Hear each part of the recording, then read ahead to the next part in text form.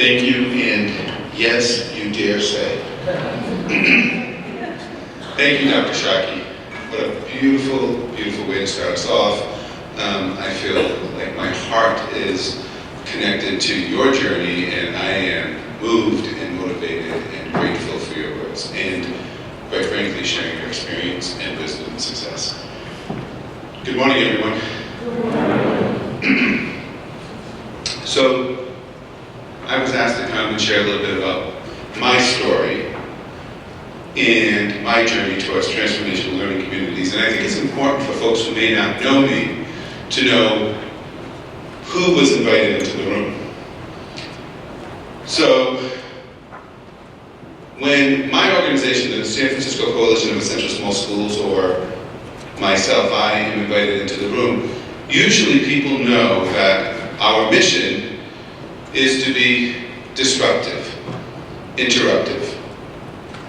That the urgency of our work requires us to not wait.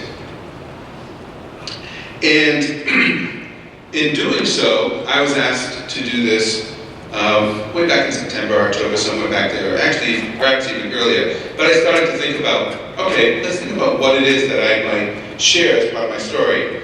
And then somewhere around first, second week of November, my presentation changed.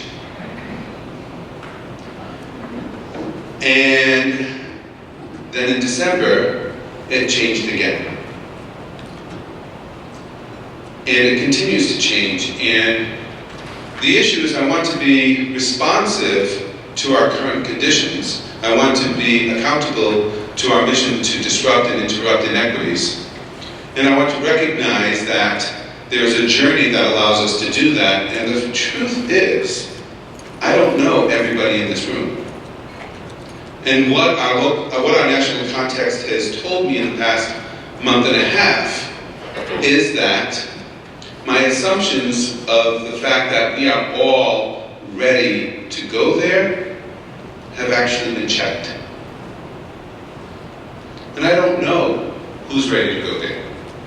So I want to be very clear that my purpose hasn't shifted, but the journey has to be responsive, and even in this moment, it needs to be responsive. In saying that, even with my going back and forth about what this particular sharing may be about, I do want to say that if by the end of my sharing, you all, the majority of you, preferably every single one of you, should feel some discomfort, should feel some dissonance.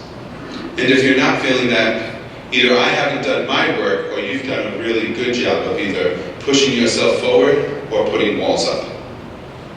Because I don't know who can live in our current situation, our current society, our current narrative, regardless of your political beliefs, and not be feeling some concern or some dissonance for the state of the folks that we're here to serve.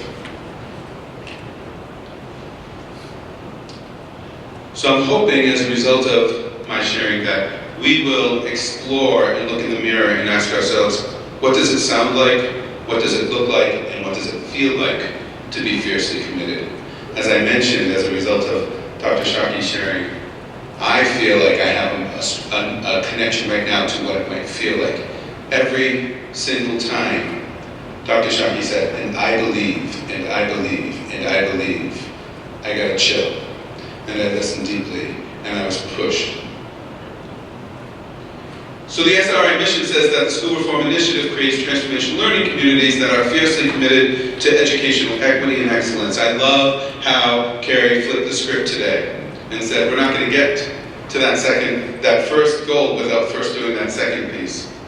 But I want to be clear, when I was asked to come here, I looked at your mission, and I take mission seriously. And so, coming in, I want to share some assumptions that I make. And these are my assumptions coming into this room because you all chose to come to a conference that has this mission. So my first assumption is that even with all of our unique and individual life and work experiences, we are here as a transformational learning community. We are here to practice that mission. So with that assumption comes some beliefs of mine.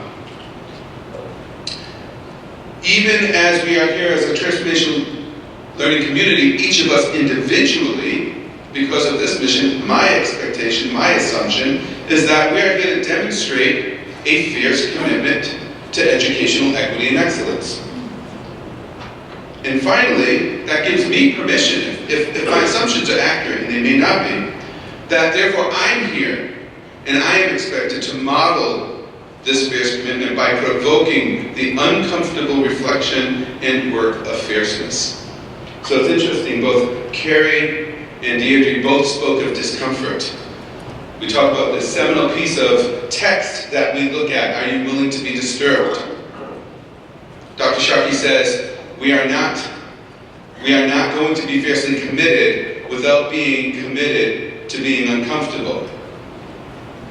So again, my hope is that I'll be pushing that. I do want to say, when I think about the question, are you willing to be disturbed? It's an interesting one. We use that text also in our trainings, but how we use it has shifted. It's changed. And my favorite part, and we purposefully put it out rather as a lesson to be learned, but rather a provocation.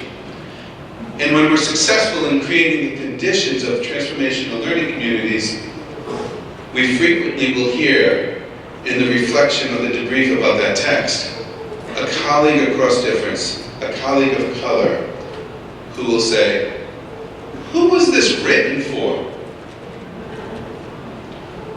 Who gets to be asked, are you willing to be disturbed? We have to be open to that. We have to be open to the fact that part of our privileges and power dynamics in this society, in our schools, is that every day some people have a choice of stepping into the discomfort and some people do not. So I'm going to ask you a few questions. I'm just going to ask you to sit. I'm going to read them slowly so you can just be asking yourself these questions and reflecting and just think about the first thought that comes to mind with each of these. So in the skin we are in the skin you are in, what does being fierce mean to you in the skin you are in?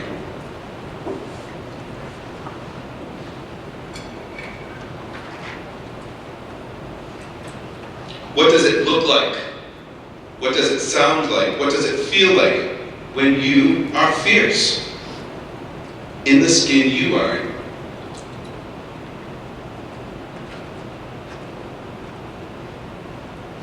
And in our fierce commitment to equity and excellence, how do you react when you experience ferocity from others across difference in the skin they are in?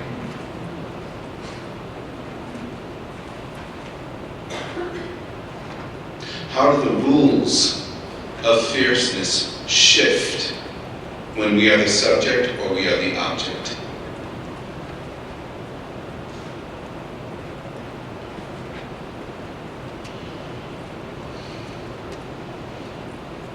One of the non-negotiables about the work that we do at SSS is we talk about race. It's a non-negotiable. And we frequently will hear, but there's so many isms, why do we always have to talk about race? I'll start with a couple of quotes from Robert Jensen. I love these two. Race is a fiction we must never accept, and race is a fact we must never forget. I love when academics are in my space and they say, race is a man-made construct. It really is. It actually does not exist.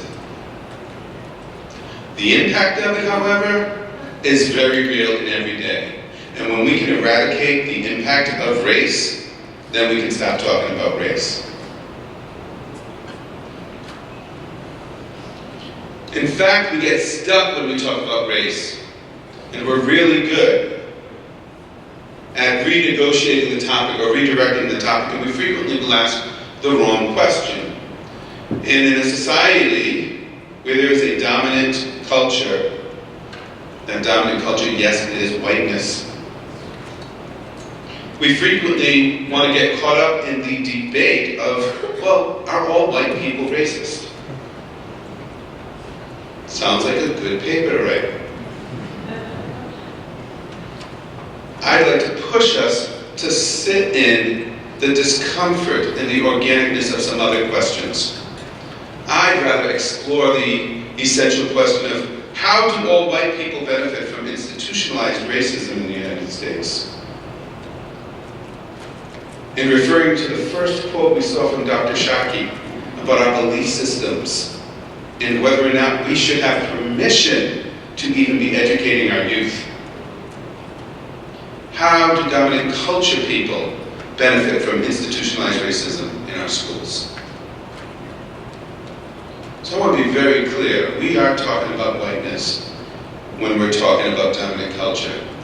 And yes, that means that white people are implicated by that. But we're talking about culture too. I have been to schools where the staff are predominantly black, the students are 100% black, and they have been white schools. So we have to think about not only how are we sitting in the skin we're in, regardless of what our race is, how do we benefit, how are we disadvantaged by institutionalized racism, but we have a responsibility to look at our communities and our organizations with a critical eye and ask, how are these set up to perpetuate unearned privilege for some and unearned obstacles and destruction for others? Still, people want to ask, so why are we only talking about race? Well, let's start with this. Why don't we want to talk about race? First of all, there's fear. There's a fear that even in just saying the word race, this is the exact same thing as calling me or someone else racist. And that fear of being called racist or calling someone racist keeps us from using words like race or racism. It's also important to know that there's fear from those who benefit from dominant culture. And those who benefit from dominant culture, consciously or unconsciously, have to face the fear of losing unearned privileges, both for ourselves and, if we really want it to get complicated, for our offspring. I know many people in the Little Bay Area who are down with equity until it comes time for school choice for their children.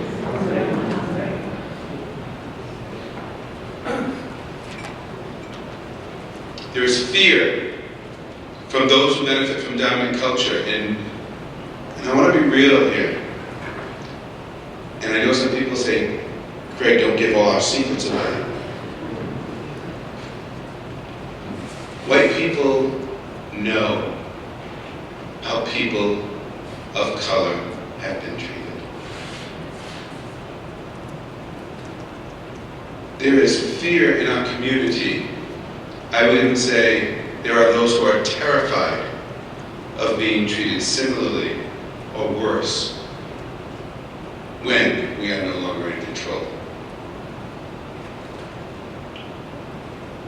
So there's an investment in not talking about race. And I want to be clear. The idea isn't that we unapologetically always talk about race at the expense of talking about other isms. We recognize the role of intersectionality. We recognize the importance of talking about the other inequities facing our students. And we need to, and we should, and we do. Race is what we don't want to talk about in America. And if we do the work we need to do around race, we can actually have transference of that learning in the areas we want to talk about. If we take the time to isolate race temporarily, we will better be able to recognize and embrace the role it plays in our historical and current conditions, even in the intersectionality of the other isms that matter to us. I'm about to share a quote. Remember I said my hope is to push people to dissonance and discomfort. The quote I'm about to share has been said many, many, many times around this country in the past couple months. I'm sad that I have to be giving you all of this caveat and to prepare you and to scaffold you into this quote. I would love to just post the quote. But I'm going to brace you a little bit. I actually don't think it's a big deal that I'm going to share this quote. But I'm bracing you because what I'd like you to do is to put your magnifying glass up against your mirror. To think very metacognitively, what's coming up for me? What am I feeling? What am I thinking? And before I share the quote, I'd like you to turn to somebody and say, you are my partner, because you're going to actually do some of that sharing together. So just identify your partner first.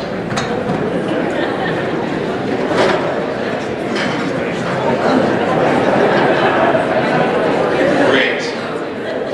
You can't start reflecting on the quote yet.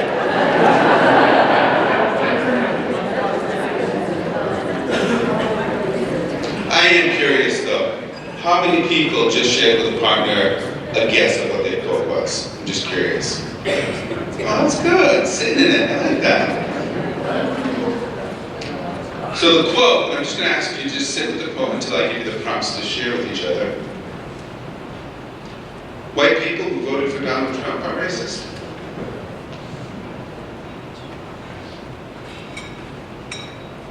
Questions that I'm going to ask you to reflect on with your partners.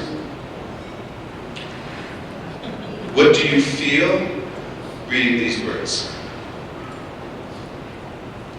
How do you normally react to people who make you feel this way? I didn't say normally respond, I want to be clear, guttural. How do you normally react to people who make you feel this way? Now let me push one more. How would you react to a student or family who crossed difference who said this statement in your presence? Turn to your partner. Take about 2 minutes total. I'll actually let you know when 1 minute has passed so you can share the time.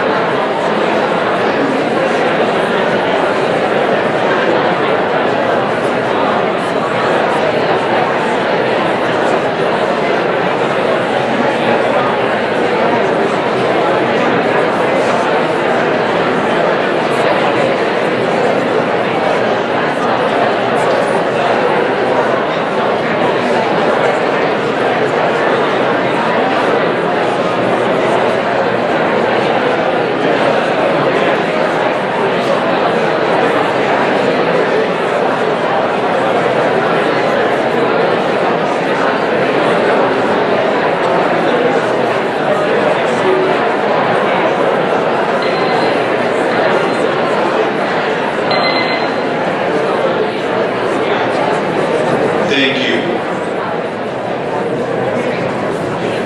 Please give a fist bump or a high five or an eye of thanks to your partner.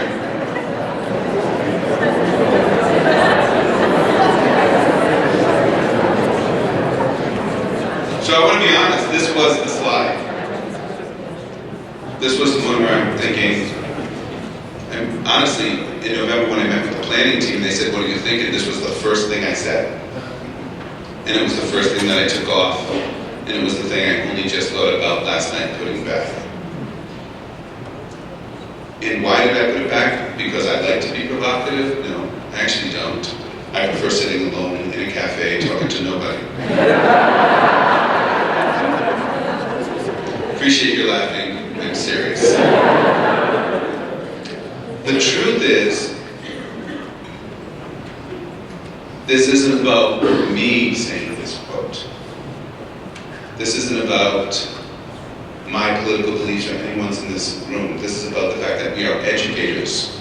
And if we are not aware of our beliefs, as Dr. Sharkey said, if we are not aware of our beliefs, they will influence unconsciously how we respond to the students we are charged to care for.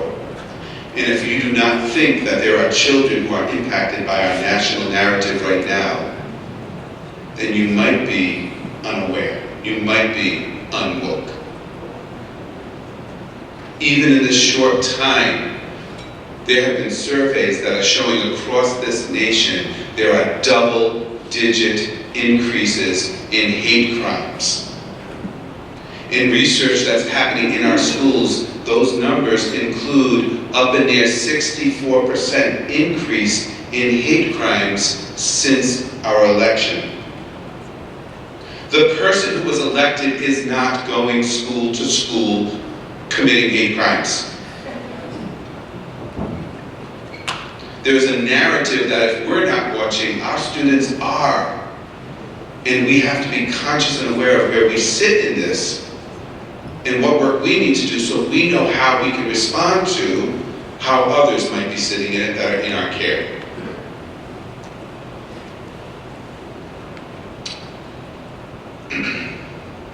Guess what? White people who voted for Hillary Clinton are racist.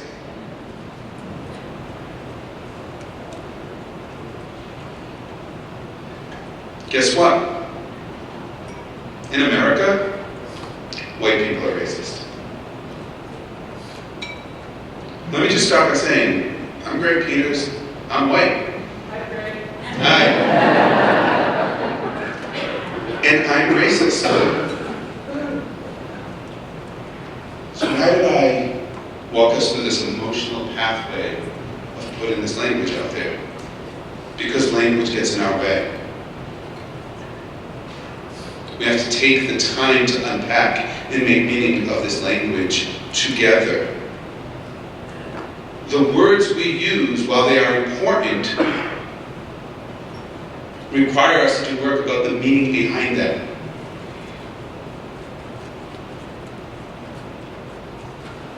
So let's just talk about words for a moment. You know, these words we conflate, race, racism, and racist. I'd like to offer some definitions. And I want to be really clear, there are other definitions.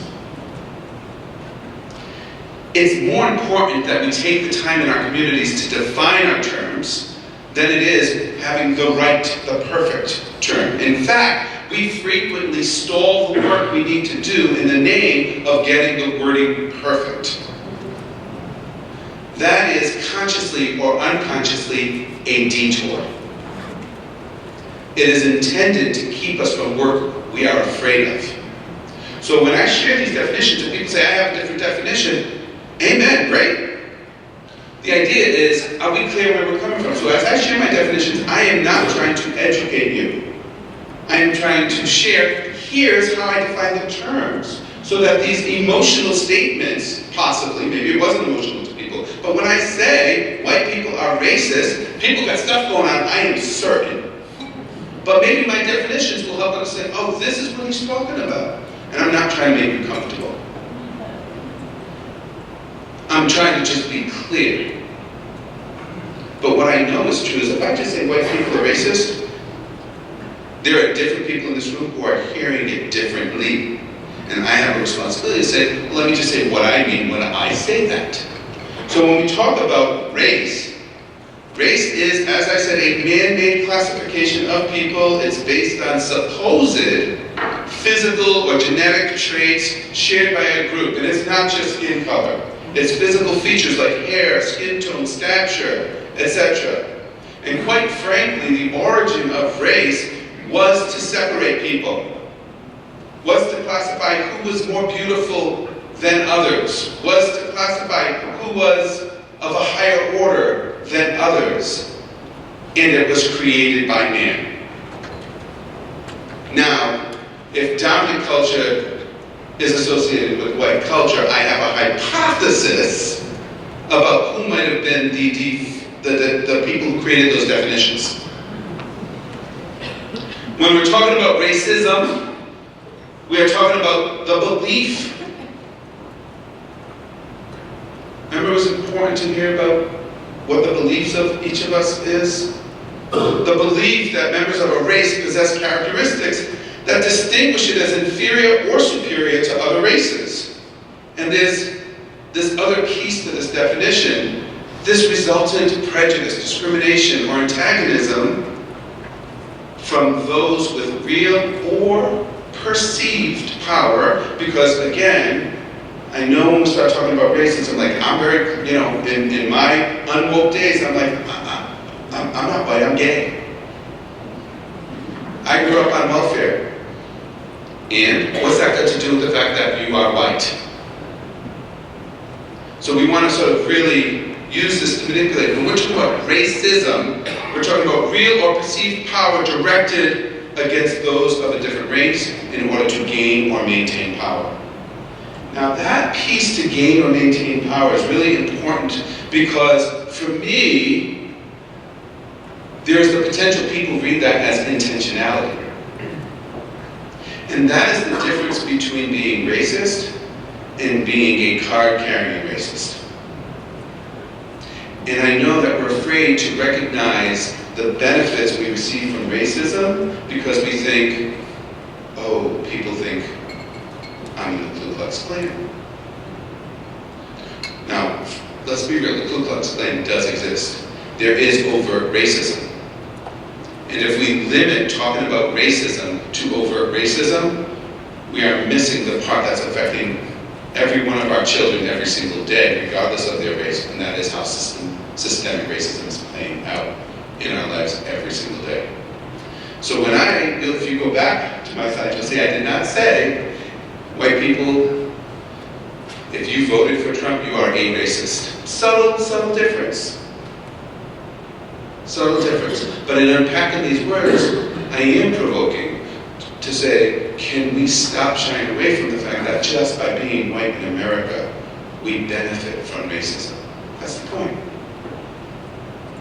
So when we talk about racist, this is one who shows or feels racism, discrimination or prejudice against people of other races or believes a particular race is superior to another. So I show or feel racism.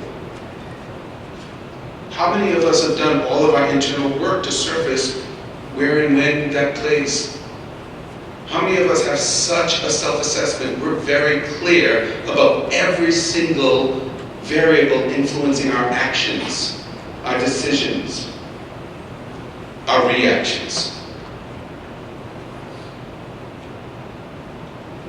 And so if it's that racism is present in a racist, in a person who is racist, well then we go back to the definition of racism and recognize this is about being part of a community that not only has these beliefs, but is backed up by the power of our society.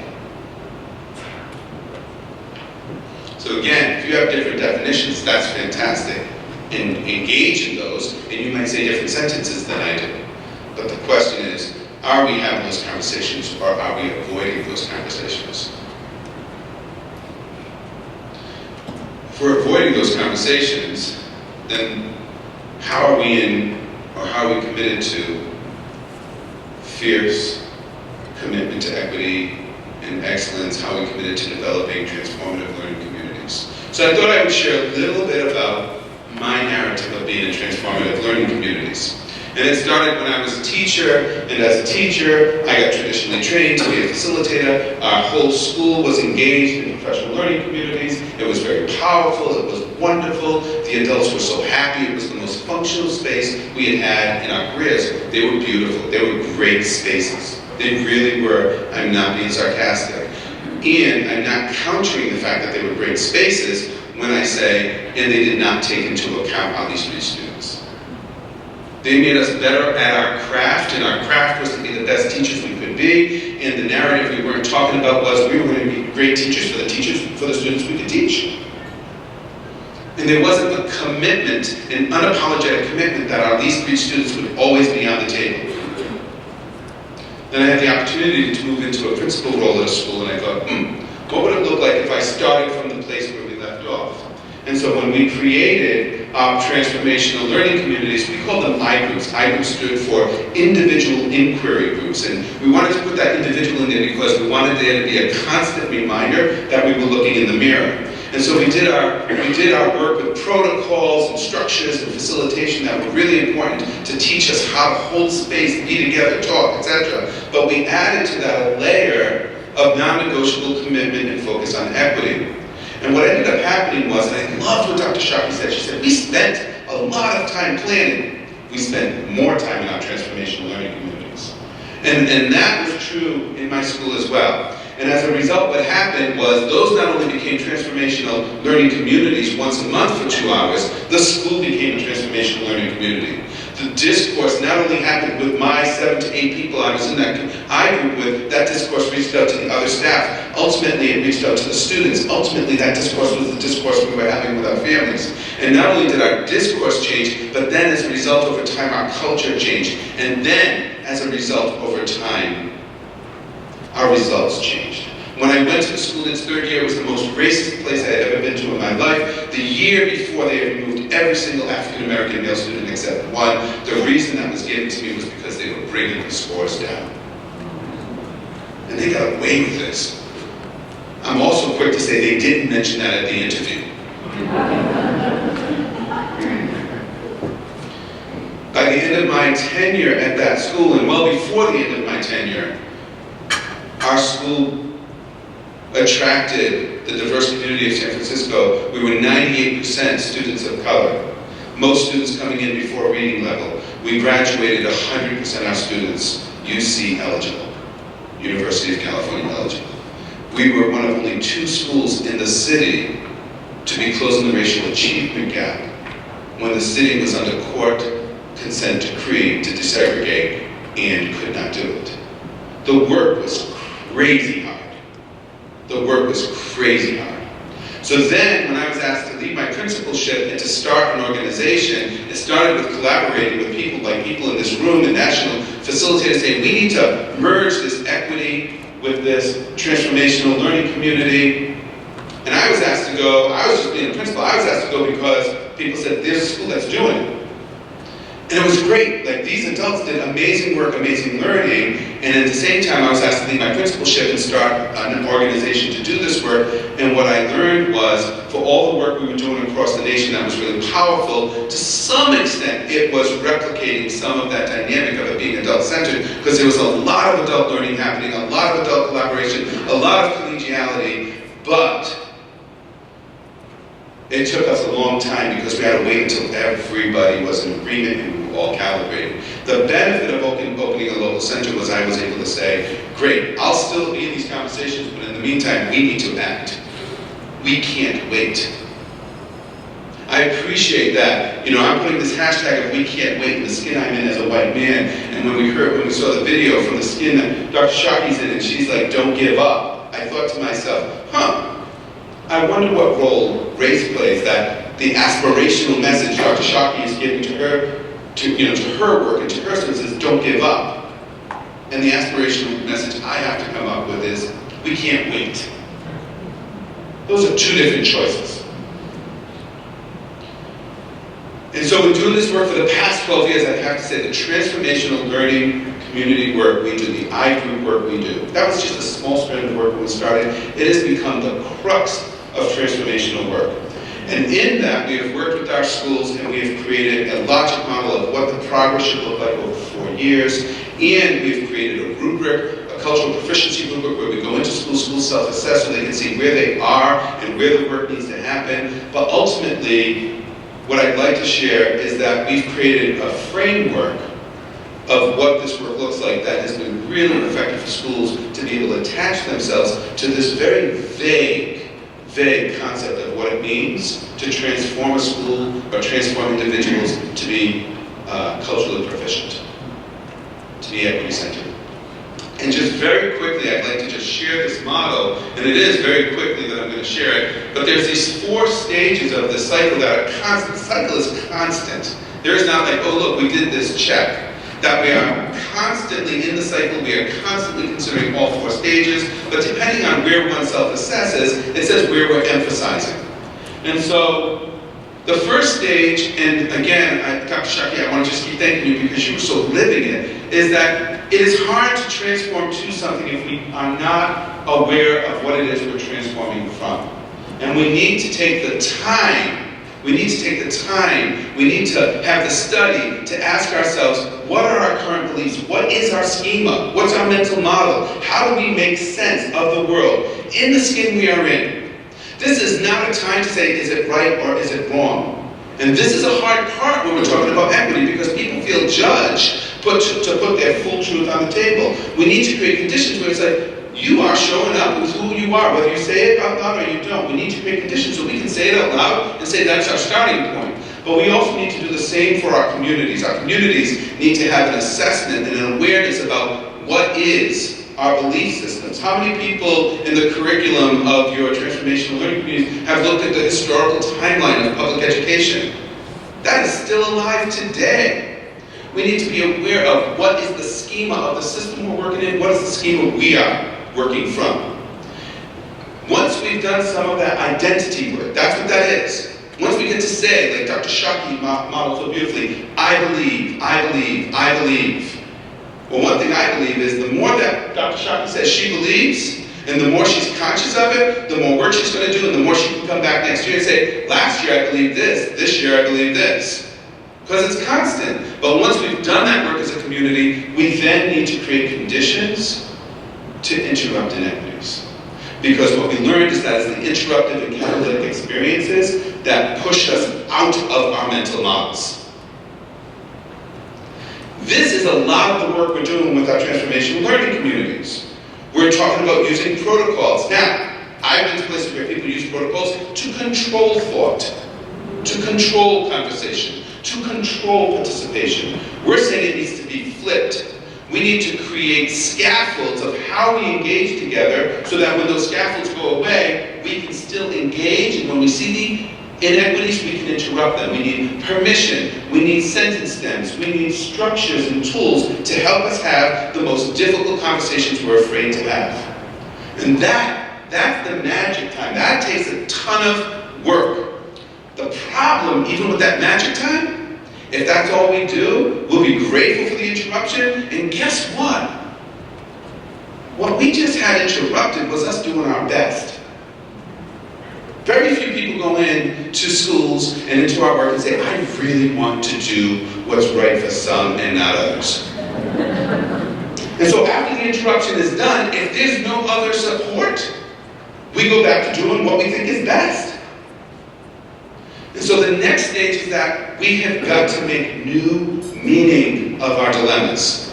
And that happens in 3 ways. Not 1 of 3 ways, not 2 of 3 ways, but 3 ways. And so our transformational learning communities have to be places that support these 3 ways of making new meaning. 1, I have to do some work on my own.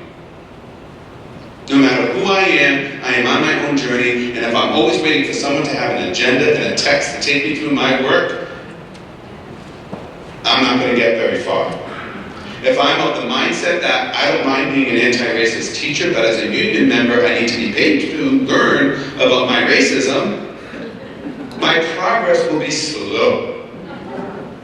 Some of the work we need to do is in affinity. We need people, and again, when I say affinity, we talk about race, but affinity means all different things. We let the inequities of a school determine the affinity. So in one school we're working with the intersectionality of race and gender because of the data that they're looking at. So we need to work in affinity and make meaning of inequities in affinity because, A, sometimes we need to say things that the other people don't need to hear. That's just real. And if we don't think that's true, go out of work, be in affinity, and see how that conversation is different. For any of us. But we also need mentorship. If this is a constant loop, we need the people who are a step ahead of us to help guide us so the journey is a little easier, and we need to be mentors for the people coming up behind us. And ultimately, we need space where we're working together across difference.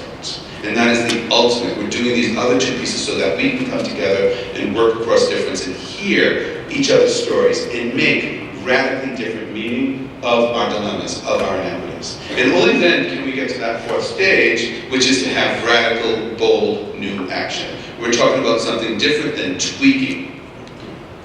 Now that piece, that's a hard piece systemically, because when we have radical, bold, new action, that risk, that puts people's jobs on the line, that puts schools themselves on the line.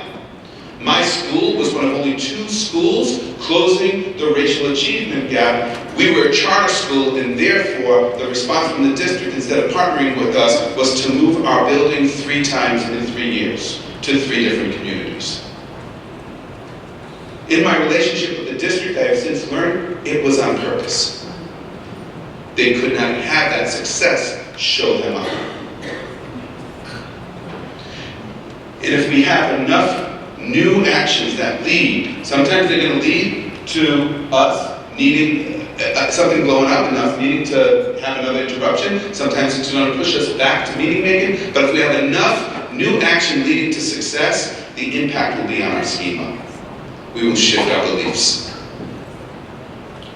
So that's just to share the journey that I've been on. You're about to go into your home group soon, and what I'd like to do, I want to just bring up one last thing. Carrie at the beginning said, change isn't going to happen without discourse. And that's actually something we learned as well. Underneath all of this work has to be time and place for radical discourse. And that radical discourse starts with the reflection, the inward reflection about what is my identity, what are my beliefs. There's the radical reflection and discourse across difference and with others.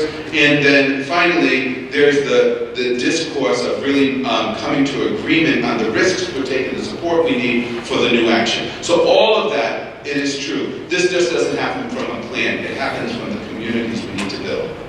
So as you go into your home groups, I want to leave you with one of my favorite tools, and that are probing questions. I don't know how many of you have seen the probing question cards, but we love probing questions.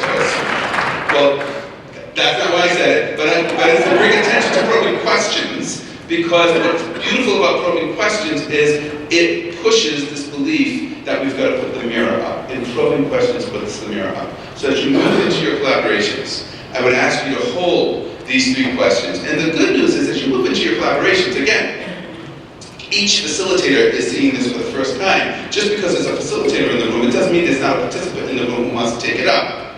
But for what and for whom will you be fierce? Not are you willing to be fierce.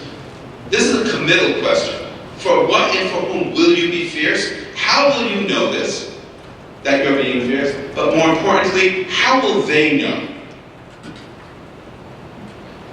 And let's get real, because while we deserve capes, if we try to constantly act like we were Wonder Woman, or I'm trying to think of some of the other comic books I'm reading, Black Panther, or whatnot, we have our limits. So what are your boundaries in being fiercely committed to equity? That's a hard question when we say we have to be fiercely committed to equity. What are your boundaries? Isn't it fear that we know that about each other so we can support each other? And finally, what individual work do you most need to do to be fiercely committed to equity? And if we were to ask your absolute least reached students or community, how might they answer that same question? Thank you very much.